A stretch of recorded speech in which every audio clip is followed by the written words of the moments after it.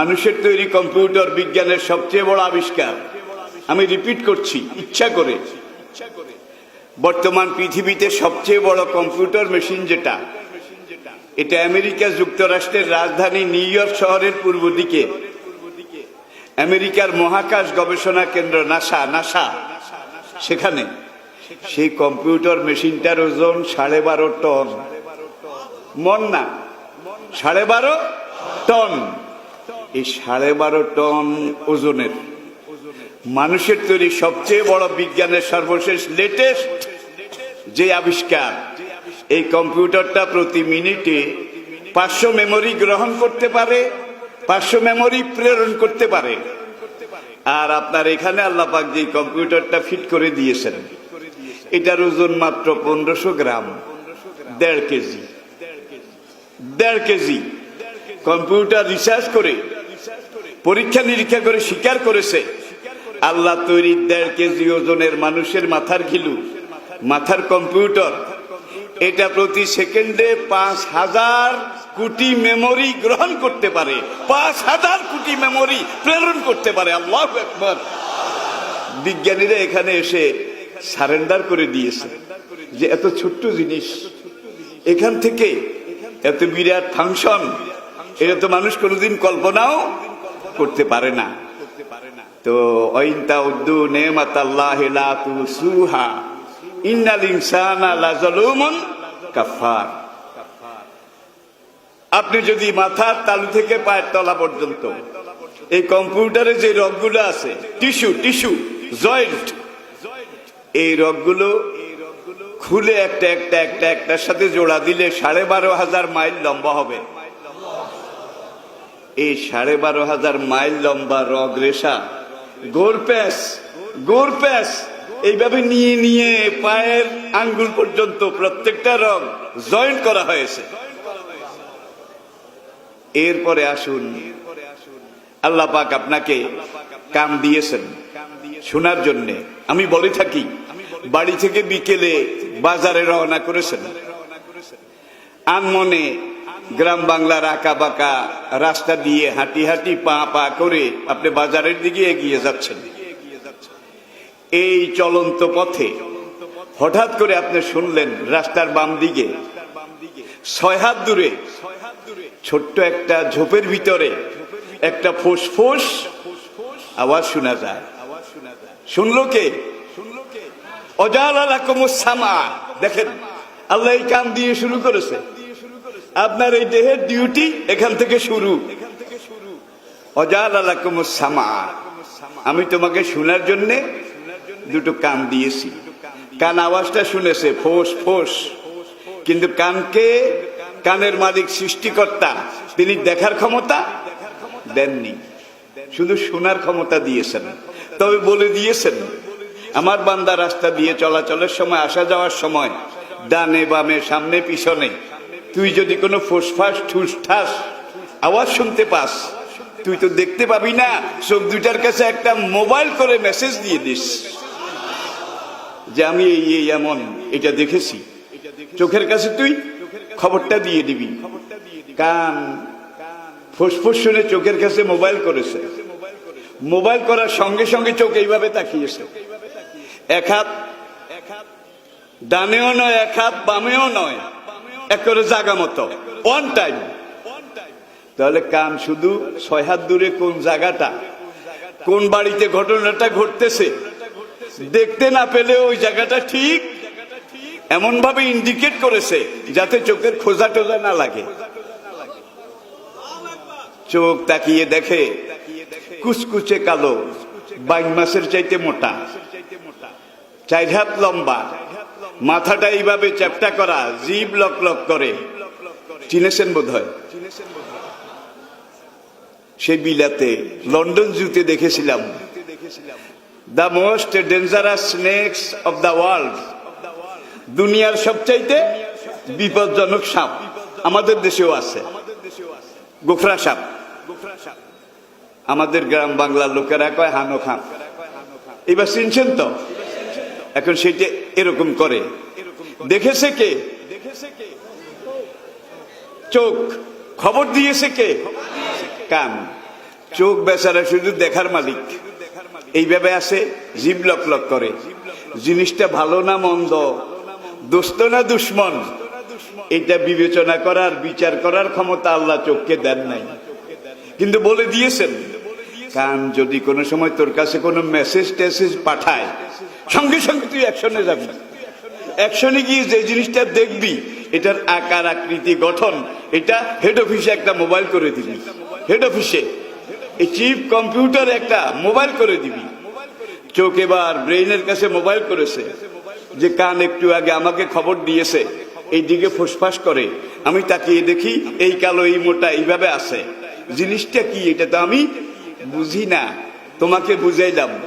Brain কিন্তু সাপ দেখে নাই, দেখছে, চোখের কাছ থেকে রিপোর্টটা পেয়েছে, 1 সেকেন্ড আধা সেকেন্ডও লাগেনি, সে সিদ্ধান্ত নিয়ে ফেলেছে তোর জন্মের শত্রু।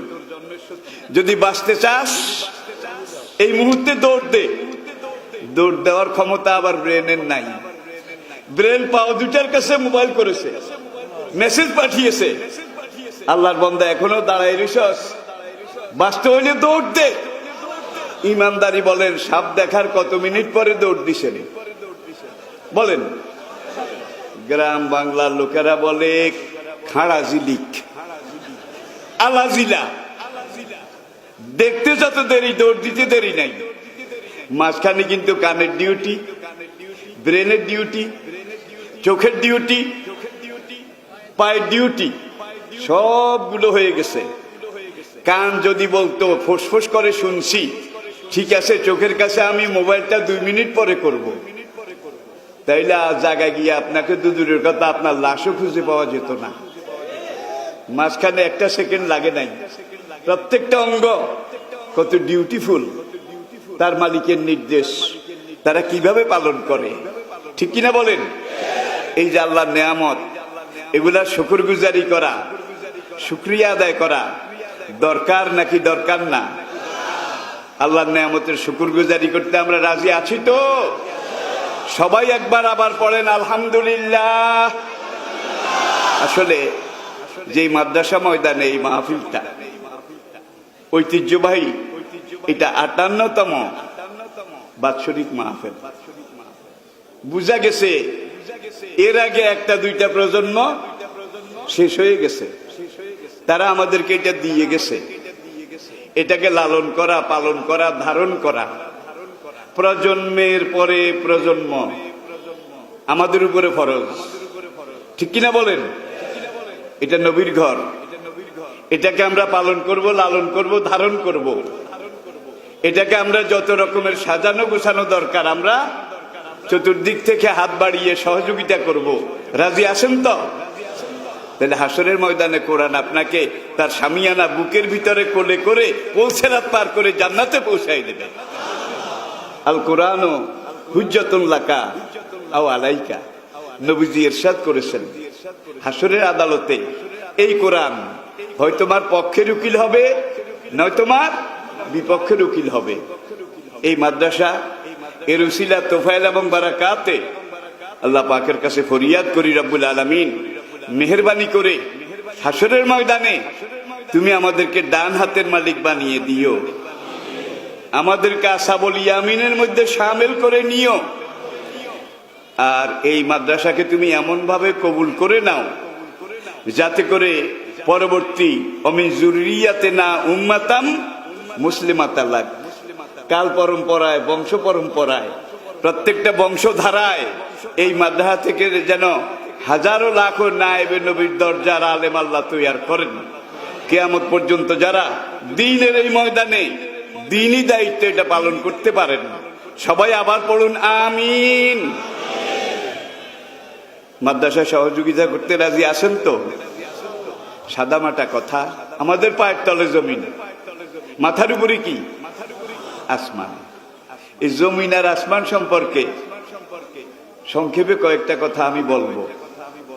মাথার উপরের আসমান, এটা সম্পর্কে আল্লাহ বলছেন ওয়াইলা সামায়ে কাইফা রুফিআত, তোমরা আসমানের দিকে তাকাও, কিভাবে এটাকে আমি সমুন্নত করেছি। পড়ুন সুবহানাল্লাহ। সুম্মা ইস্তাওয়া ইলা সামাই ফাসাওয়াহুন্না সাবা সামাওয়াত। আমি এই জগৎ সৃষ্টি করার পরে আসমান সৃষ্টির সিদ্ধান্ত নিয়েছি এবং এইটা সৃষ্টি করে এইটাকে আমি 7টা স্তর 7তলা বিল্ডিং এই আসমান আমি তৈরি করেছি। আর এক আয়াতে আল্লাহ পাক বলছেন যে সাবা সামাওয়াতিন তেবাকা, তবকা বুঝেন তো, স্তর স্তর। এই আসমানকে আমি 7টা তালা 7 স্তরে তৈরি করেছি, বলুন আলহামদুলিল্লাহ। আর এক আয়াতে আল্লাহ পাক বলছেন ওয়াজাইয়ানা সামাআদ দুনিয়া বিমাসাবিহ, তাহলে আমাদের মাথার উপরের বিল্ডিংটা 7 তলা। কয় তলা? আমরা হলাম গ্রাউন্ড ফ্লোরের বাসিন্দা, একেবারে নিচের তলা, ঠিক কিনা বলেন? এর উপরে আরো 6টা তালা আছে। আর সূর্য চন্দ্র অগণিত নক্ষত্র গ্রহ মিল্কি ওয়ে গ্যালাক্সি, যেগুলোর আলো এখন পর্যন্ত দুনিয়াতে এসে পৌঁছেনি। প্রতি সেকেন্ডে 1,86,000 মাইল বেগে আসতেছে, কিন্তু এখনো পৌঁছেনি। কিয়ামত হয়ে যাবে, ওদের আলো এসে পৌঁছবে না। এগুলো সব প্রথম তালার ছাদের নিচে। উপরের 6 তালার তো কোনো খবর কোন বিজ্ঞানীর বাবার পক্ষেও কোনদিন বোধহয় সম্ভব হবে না। এখন এই মহাশূন্য জগতের উপরে গবেষণা চলছে, এটা আপনারা জানেন। বিজ্ঞানীরা গবেষণা করে দেখেছে আমরা যে জমিনে বসতি করি, আমাদের মাথার উপরে এই জমিন থেকে শুরু করে কমপক্ষে 150 কিলোমিটার পর্যন্ত যেই মহাকাশের স্তরটা আছে, যেই পর্যায়টা আছে, এইটার নাম হলো green house effect.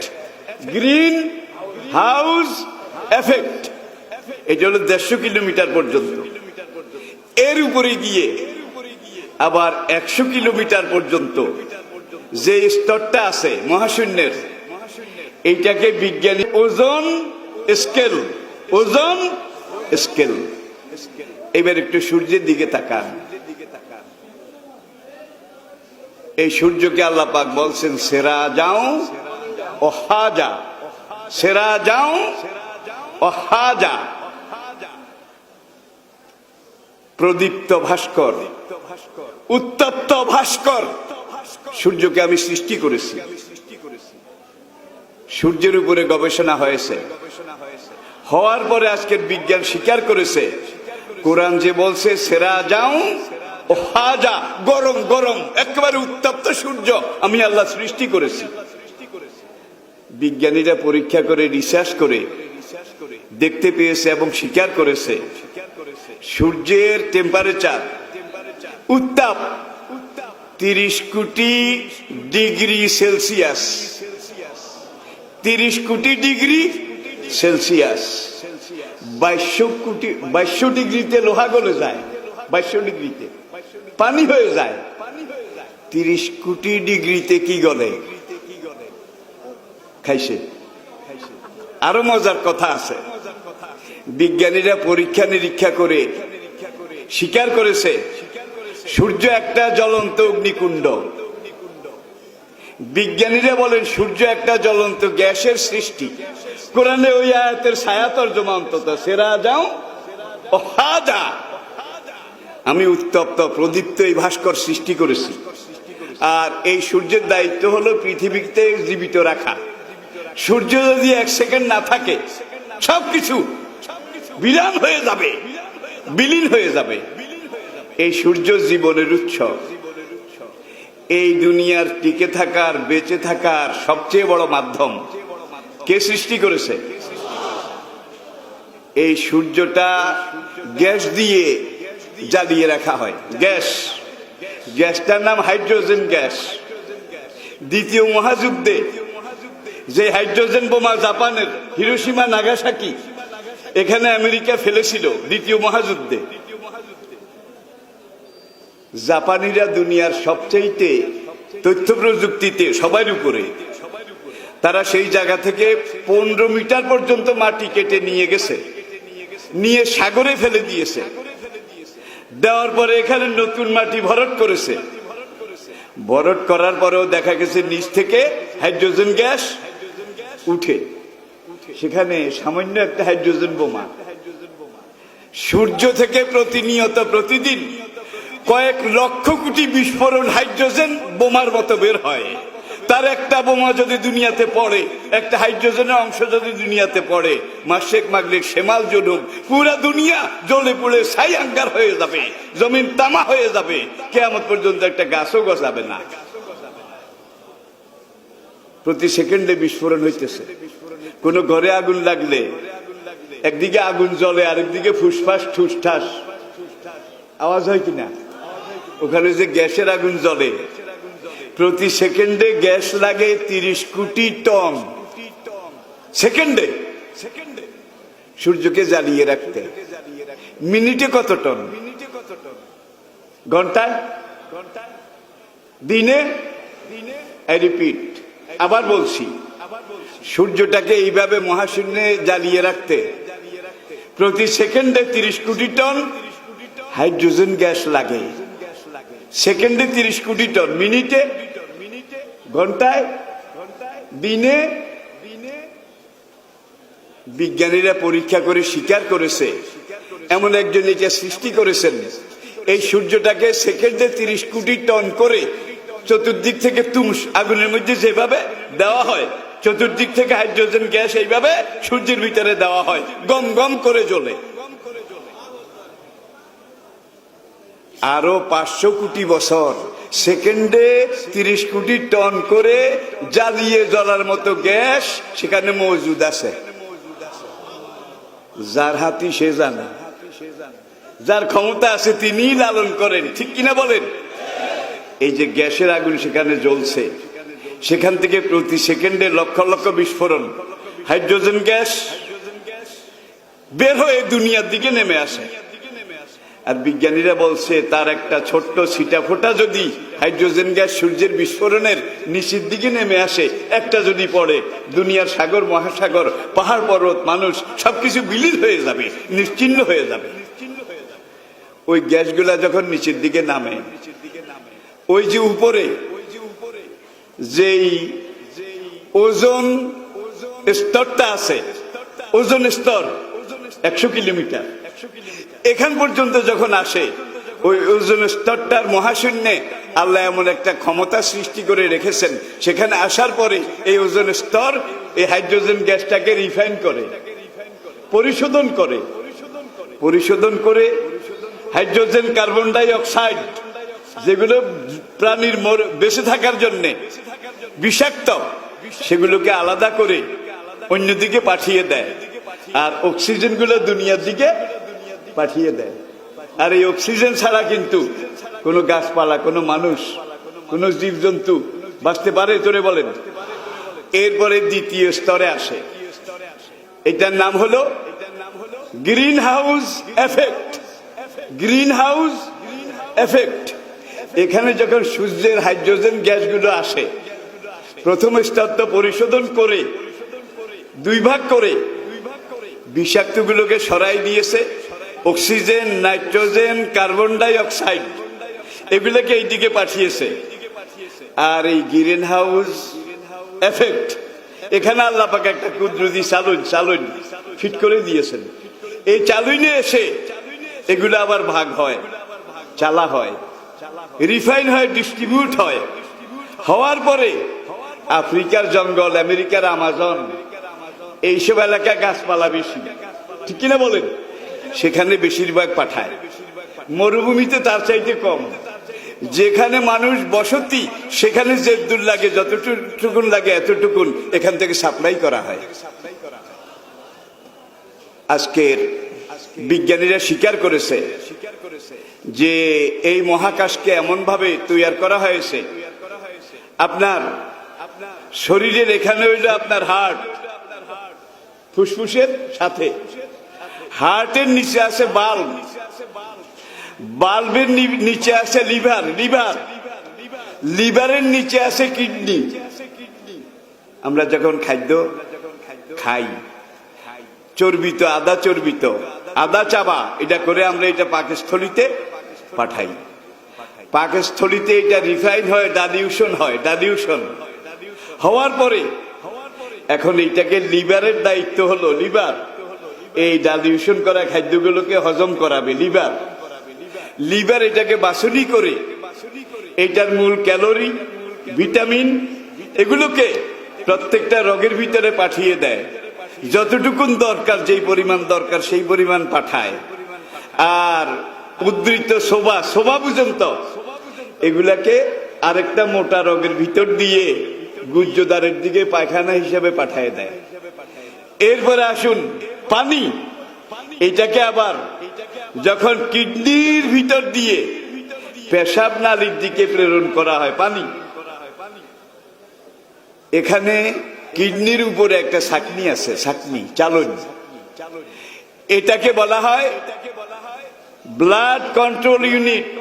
Blood control unit এখানে যাওয়ার পরে কিডনির প্রথম চালনিটা এটাকে চেলে টেলে এখানে কিছু রক্তের অংশ টংশ যদি পাওয়া যায় এগুলাকে সেলে ধরে রেখে রক্তের রগের দিকে পাঠায়। আর শুধু পানিগুলাকে নিচের দিকে মূত্রথলি, গল ব্লাডার সেখানে পাঠায়। পেশাব হিসাবে এগুলো বেরিয়ে আসে। 2 নম্বর কিডনিতে মাঝখানে আর একটা ছাকনি আছে, এটার নাম হলো সুগার কন্ট্রোল ইউনিট।